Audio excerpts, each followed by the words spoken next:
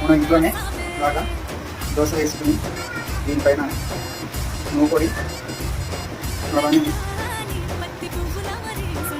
దీనిపైన మనం paneer, sweet corn, green peas plus masala వేసుకుని మనం ఫస్ట్ కొంచెం రోస్ట్ చేసుకుని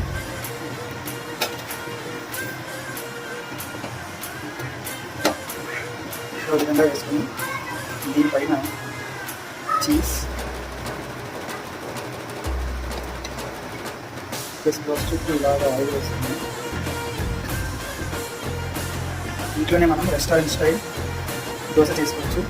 ఇదే మనకి రెస్టారెంట్లో 150-200 అమ్ముతారు. మనం వితిన్ 20 రూపీస్కే చేసుకోవచ్చు. ఎన్ని కావాలంటే అంత నచ్చింది. ఇక్కడనే మళ్ళీ చట్నీతో టేస్ట్ చేద్దాం.